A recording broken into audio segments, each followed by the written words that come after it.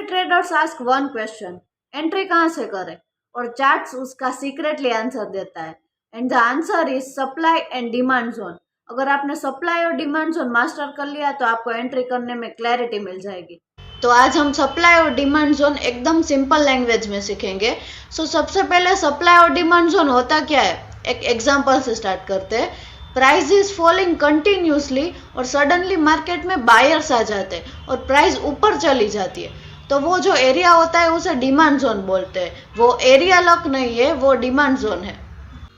अब इमेजिन करो, price is rising beautifully और सडनली प्राइस तेजी से नीचे आ जाता है, तो वो जो एरिया होता है उसे सप्लाई जोन बोलते हैं। और this is where smart traders enter. तो अब हम वैलिड और इनवैलिड सप्लाई और डिमांड जोन देख लेते हैं।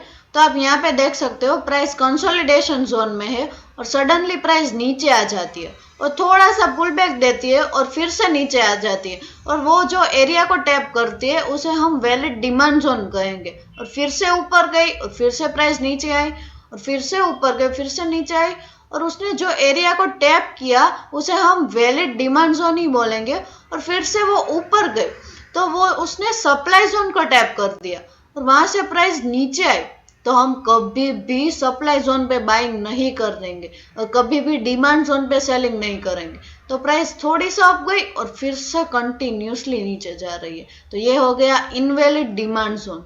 तो आप यहाँ पे देख सकते हैं, प्राइस कंसोलिडेशन जोन में है और सडनली प्राइस इज राइजिंग और उसने एक पुल बैक दिया और फिर से प्राइस ऊपर गई, वो उसने ये वाले जोन को टैप किया, तो ये वैलिड सप्लाई जोन हो गया। यहाँ से प्राइस नीचे आई और फिर से ऊपर गई, फिर से नीचे आई और फिर से ऊपर गई, ये वाले जोन को टैप करने, और फिर प्राइस फिर से नीचे आई, तो उसने ये डिमांड जोन को टैप कर दिया।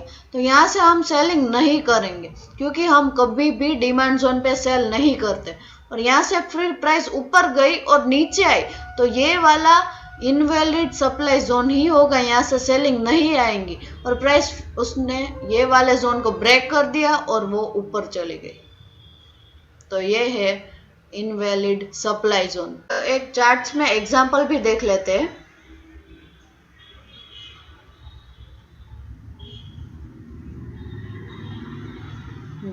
यहाँ पे देखो गाइस, प्राइस यहाँ से ऊपर जा रही है, वो थोड़ी सी नीचे आई, फिर से ऊपर गई और फिर से नीचे आई, तो वो ये वाले जोन को टैप करने आई है।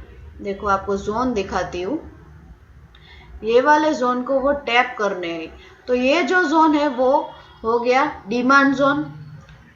ओके, और फिर से प्राइस कंटिन्यूसली ऊपर जा रही है, यहाँ से प्राइस ऊपर गई, नीचे आई, फिर से ऊपर गई, नीचे आई, फिर से ऊपर गई और फिर से वो यहाँ पे टैप करने आई।